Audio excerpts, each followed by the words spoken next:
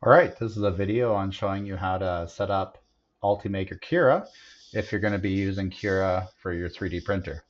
When you open Cura, this is probably a standard way that you're going to see it. And if you're not at this screen, it's fairly easy to get here. When you drop down this menu, you're going to see that I have at my disposal quite a few different printers to use. But if you're in here for the first time, you won't have any of these, so you're going to need to add a printer. And if you're adding like a Creality under 3, like I'm going to do today, then it's a non-Ultimaker printer. And my printer is a cheap printer, so it's not on the network. If you wanted to add the printer by the IP address of the printer after you get it set up to your Wi-Fi, you could, but this is going to be a non-network printer. And I'm going to scroll down until I find Creality. And what I'm going to set up today is an Ender 3 version 2. Mine's the Neo. I see that they don't have a Neo profile here. And I also use a K1 Max, and there's no profile for a K1 Max in here. So if you need to create just a generic one, you can do that fairly easily, and there's videos to guide you there. I can't really remember which way we do that, but it's all good. Anyways, I'm going to add the Ender 3 version 2. And an indicator that you have the right printer would be that it has all the right settings sitting here for you. How would you know? Well, your printer should have a tag on it saying that it's 235 by 235 by 250, which mine does. So there you go. If you were wanting to change any of the G code on your printer, this is the area that you would do that. If you got a custom start or end code off of the internet that you were going to use, you could delete this and toss it in there. But let's face it, you probably, if you're just starting out, are not doing that.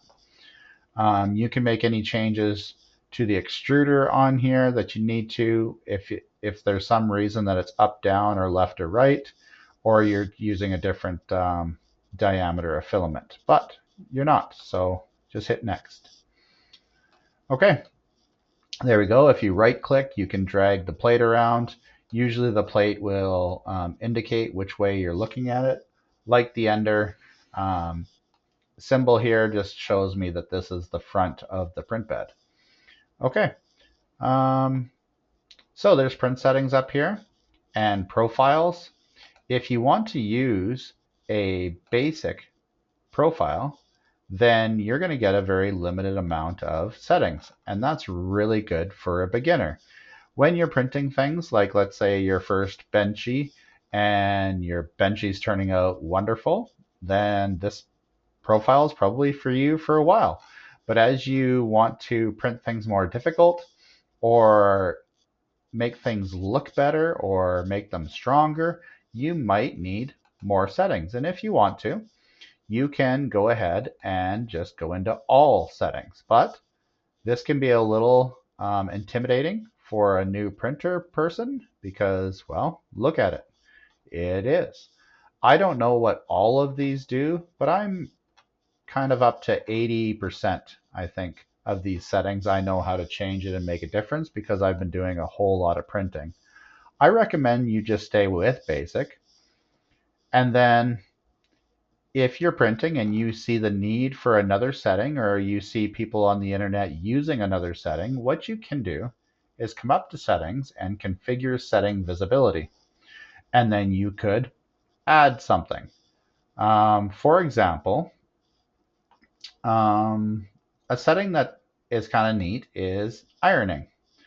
And if you want to know what ironing is, you can just hover over it and it will show you what it does. But in short, ironing is the smoothing of the top of the print. And it'll do that by using the hot end of the nozzle, putting out a very small amount of filament and smoothing over the lines on top, if that's the look you're going for. So when I enabled ironing, I did so in the top bottom menu. Now if I look over here from the top bottom menu, I have enable ironing. So just a little tip there for you. Anyways, this has the layer height.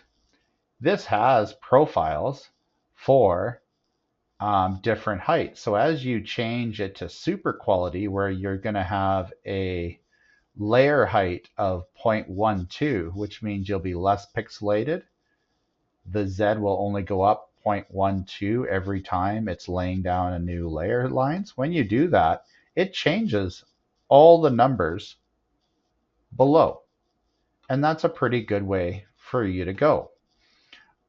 Standard quality is very common for a 0.4 nozzle, and you can also come in here and just change these numbers. Like the wall thickness of 0.8, every wall is 0.4 because that's what your nozzle is, and your printer is a 0.4 nozzle. So if you wanted thicker walls, you would go in increments of 0.4. If I wanted to have thicker walls, maybe I would do 1.6 and I could get 4 walls. I could do 2.0 and I could get 5 walls. If I go 2.2, you'll see that it stays at 4 walls, or 5 walls, sorry, until you go up by increments. So you can make your print a lot stronger by increasing the wall thickness. You can do so with the top and bottom of your print as well. Crank up that top and bottom layers to make it stronger. Infill. You can change the amount of infill that you have on the inside of your print. You can also change what pattern it's going to use to do that. You can experiment with other ones. Grid's pretty popular and seems to work fairly well. If you're going to print something that doesn't need to be very strong, numbers like 10 can be used. If you want something extra strong, 35 seems to be a number that works really well for me. But most of the time, I actually just print it like 12. The material temperature, I've got PLA in front of me right now that says the range of it is 205 to 215.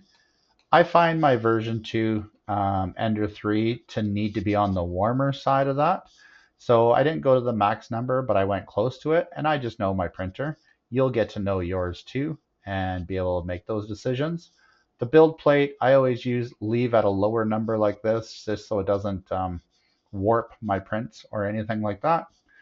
And print speed, 50, sometimes lower if I want a better quality. I usually don't go much higher than that, as the speed really doesn't make a huge difference for my prints anyways, and I've got all the time in the world. Enabling retraction will lessen stringing between parts, as you can see there. And if your nozzle ever knocks over a print or a part on your build plate, you can allow it to Z-hop, which means it'll just pop up over top of those things. Print cooling with PLA, you always want to have it on at 100%. When you start to use other filaments like PETG, you'll want to lower this number or possibly turn off print cooling altogether. And your parts, if they need supports, you can go ahead and click on supports, and then you can choose if it's going to be just touching the build plate or if you're going to have them everywhere. Okay, and these are just basic supports. If you want to use something advanced like tree supports, that's going to have to be something in the settings that you add, or you can advance or use advanced settings up here. Build plate adhesion, skirt, brims. I usually don't use skirts or brims because they'll get stuck to your plate and make a mess.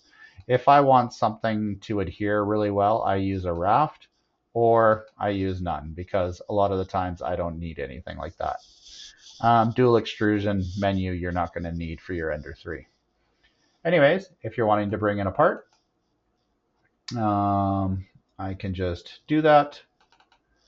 And let's say this little cylinder is what I was wanting to 3D print. Again, when I right click, I can drag this around, and I can click it with my left click, and I can move my part around. For the most part, it wants to stay on the build plate. And if you've moved it around and you want it to be back in the middle, you can right click and put it back to center. Scale is something that you might use. as in my daughter was actually trying to get this to test. She was trying to get it to fit inside of her flute. So it was a little big when she printed it. I could then do a test print maybe at 95%, and it uniformly changed the XYZ to 95%. If I didn't want it to be uniform, I just wanted to make the Y short, I could come in here and say 10%. And then you can see that I've just made this little coin almost. Okay. So you can play with scale and move it around without always having to change the file. You can actually just change it in the slicer. You can rotate it just by clicking on the arrows. You can do 90 degrees at a time. That's usually what you want to do. Or you can drag it to a custom amount. If it is sitting there crooked and you're thinking that's kind of silly to try to print it like that because I would need build structure in here, you can just lay it flat. And that's a lot of the options for the basic qualities. Now, if you do a bunch of changing in here, you add things to this profile and you get it printing just the way you want, you can save your profile. It'll show you the things that you've changed that are no longer